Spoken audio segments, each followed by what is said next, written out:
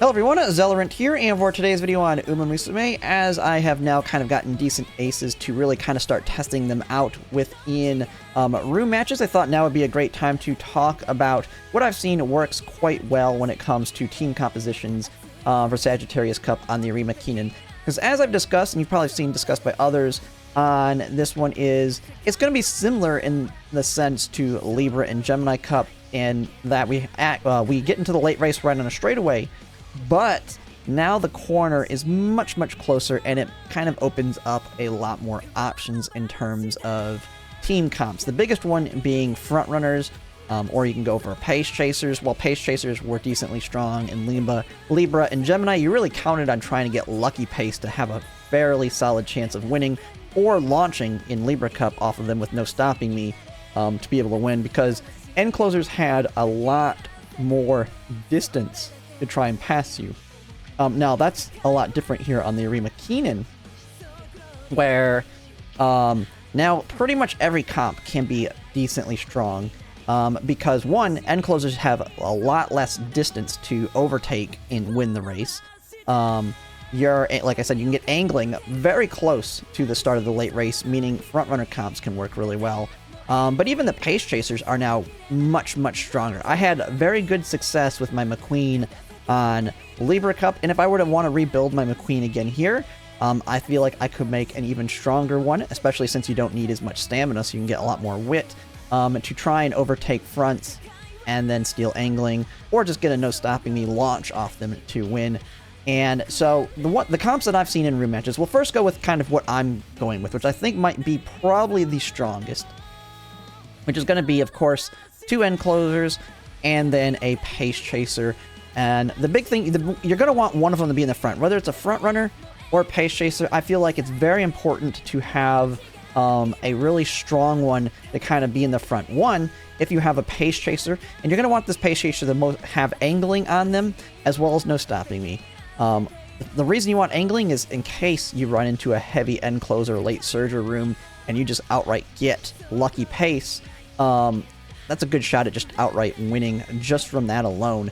Especially if you can build a strong Christmas Ogre Cap. And a quick thing on Christmas Ogre Cap, I have tested ones where they activate off 777, and now my newest one I've built, which has 4 mid-race skills. It is definitely significantly stronger with the 4 mid-race skills. I've actually won when she's failed 2 of the triggers, but having enough stamina to still survive off just getting angling and not even activating your ult. With her ult, it's even better now.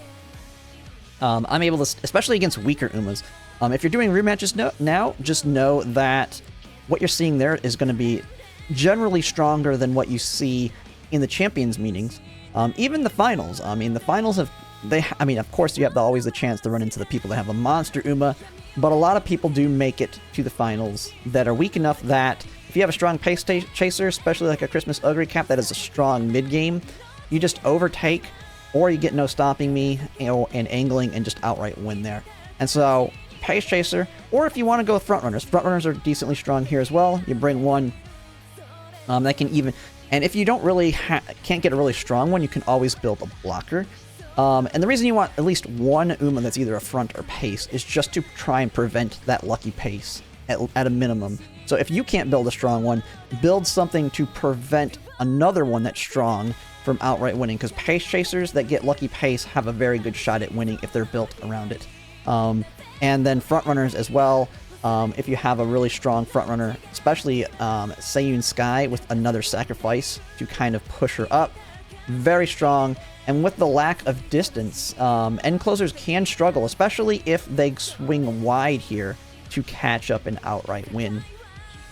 And so that's why I feel like no matter what, you want a pace or a front, even if you want to do front end closers. And then, of course, the 2 end closers is, I still think end closers are going to be the strongest on this track.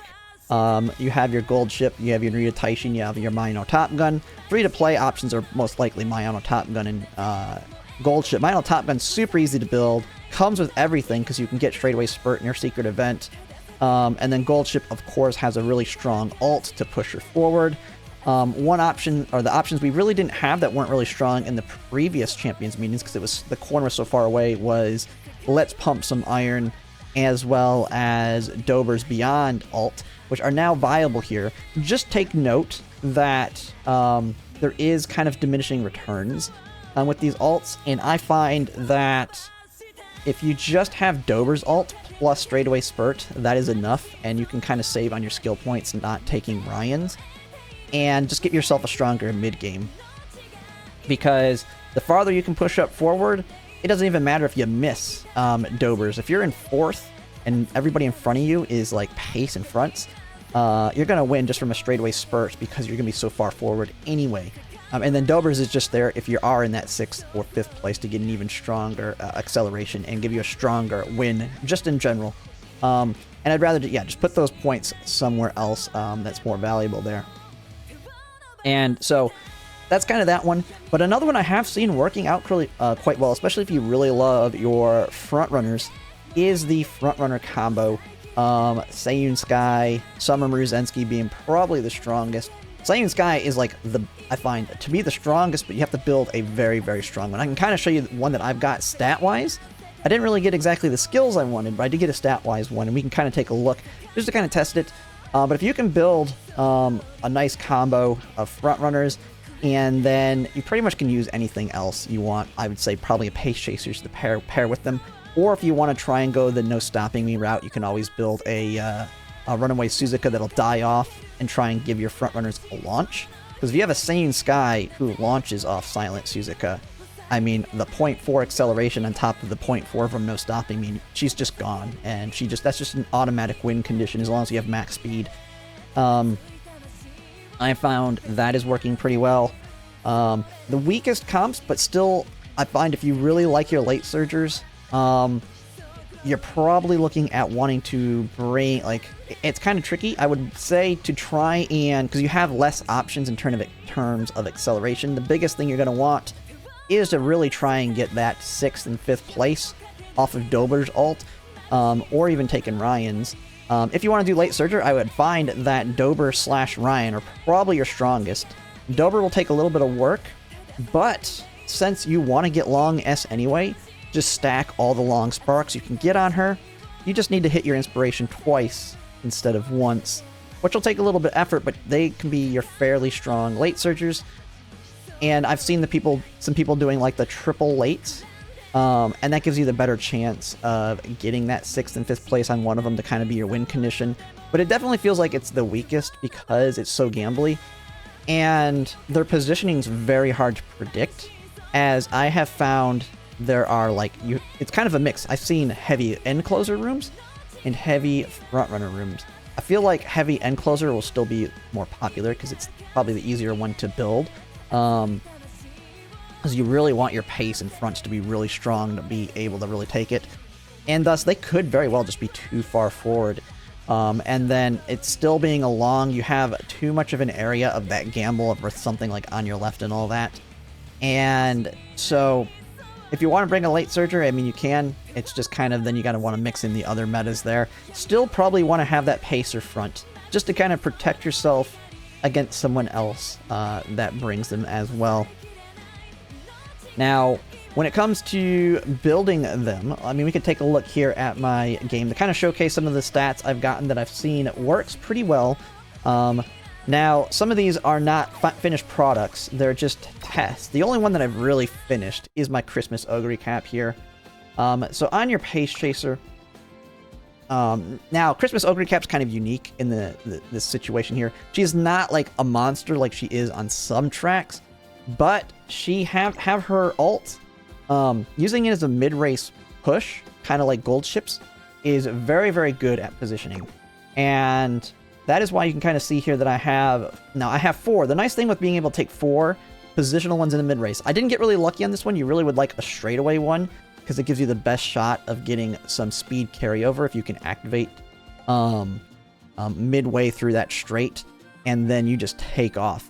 But these ones can also trigger there. It's just because they're all mid-race, trying to get 2 of them to activate at the latest point of that straightaway right before the late race is a lot higher. You have a lower chance of getting it, but still works very well because it's going to activate in the second half of the race. And if you use it just as a big speed boost, it's very, very good at trying to get angling or no stopping me off. And this can apply to any of your pace chasers that have it. You just might, since you're not going to have to take as many stamina skills on a pace chaser, just take more mid game, and that kind of will activate similar to Festive in that case with them. And then you'll just have something like no stopping and angling, the goal trying to be able to steal it. When it comes to your team comps, you definitely want very, very high wit, which I didn't talk about it here on your team comps. All of them should have very high wit. I've seen the differences between someone that still, especially if you're like free to play, and you can't really use whaley cards like I do, and you're kind of deciding between high power versus high wit. I've seen that wit is working, it seems to be a lot more, if you sacrifice a little bit of power to take on a lot more wit. One, higher activation chance just in general, especially if you're able to get a lot of mid-race skills. You get more skill points over going through that, and you can take advantage of this downhill, get some speed boost there, and help you overtake. Now, power, it does have its uses too, so you want to try and not sacrifice too much, because you have, of course, your uphills here, which this uphill at the very end of the race, I have seen it where you have that pace chaser that did do quite well, but they didn't have all that much power. And if they're like that 6'5", 600, even if they're like max wit, I've had a gold ship that has my gold ship with Turf S and like 1100 power will just blow by those people here at this uphill when she powers through it. But I still have found that wit is overall looking to work the best in terms of getting you in the best positioning, which is why, as you can see here, Christmas Ogre Cap is a little bit lower than on power that I'd like, especially since I didn't get Turf S. Turf S being something that I've been able to reliably get on my gold ships and Rita Titans in the past, but because her parent's a little bit different, I actually don't have any Turf Sparks. It's 100% all long Sparks in there. The high wit is working quite well. And one perfect example of the showcase of how the high wit's more important is because I have not gotten my Narita Taishin and gold ship done. I can say pretty good that this one is kind of an example of what you might be able to push. Now, she's way overstammed. This is Libra Cup Ace, of course.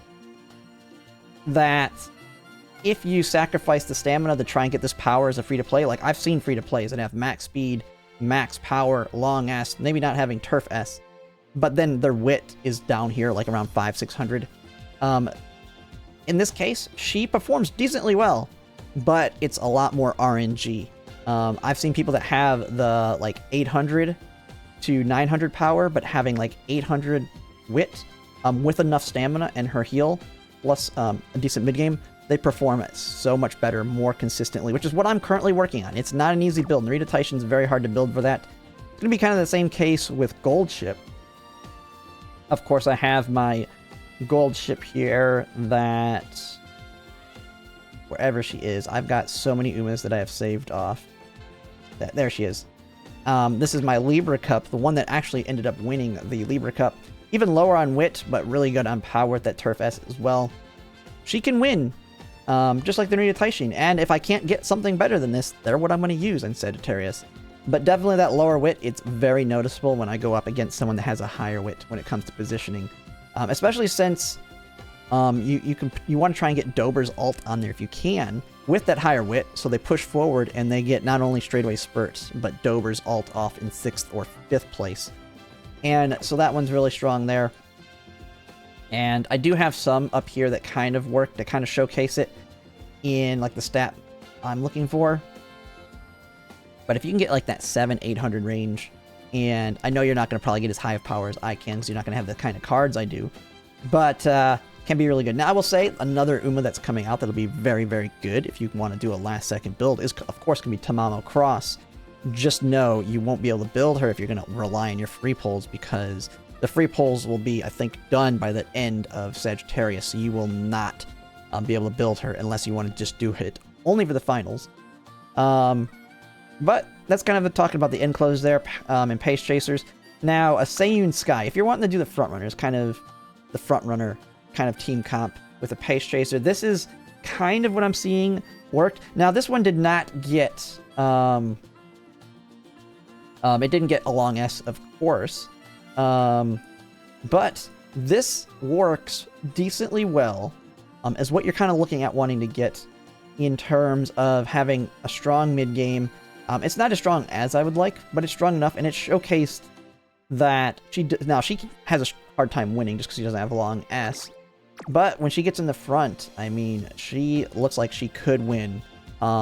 She generally loses just because she gets outsped by the end closers at the end. But with max speed, getting her ult off, man, she is a monster. Now, if you want to do, like, of course, a dying silent Suzuka, you would put a no stopping me on her, so that way she could potentially activate on her as well. But these are kind of what you're looking stats. You want high wit, just like Christmas Ogre Cap. The downside is, like on this one, for example, I didn't take, like, I would have wanted a gold heal here. But I was only testing her for mid-race, so I would have to sacrifice, like, now I had the two here to kind of get it up, but I would probably sacrifice some skills to make this a gold heal. And a gold, like, something that was like swinging Maestro. I only did this for testing mid-race. And this is kind of what you're looking at stat-wise if you want to have a decent frontrunner. Probably can sacrifice a little bit of power, but the wit is very, very important to keep her up there and potentially overtake people. But yeah, that's kind of the team comps I've looked at. It's basically boils down to, you can do like 2 in the front, 1 in the back, or 1 in the back, 2 in the front is what I've seen working. To kind of make it short there at the very end, after all that discussing there, I would definitely not go all backline and all front. But I think all front will work, but definitely all back, you're just giving the potential for somebody to get that lucky pace, which is very, very strong on this one. And you just need to protect against that with your own very strong front or pace to kind of try and counter that from happening. But yeah, that's just it. I just wanted to kind of talk about it a little bit here on some of the team comps. Now that I've kind of been doing rematches, I'm going to continue working on trying to build a better gold ship in Rita Taishin. Although my best ones might end up coming from when Tamamo Cross drops, like a couple days before, just for the fact that I will have an MLB Nice Nature then. So we'll have to see what I can make once that drops. But that's with whale cards. I know a lot of other people don't have that. But I've seen plenty of lower stats, but still decent, that are winning pretty consistently, even against mine. It's just kind of comes down to RNG to a certain extent. But yeah, that's pretty much it. And if you like my content, if you can like, comment, subscribe, it really helps. And thanks for watching.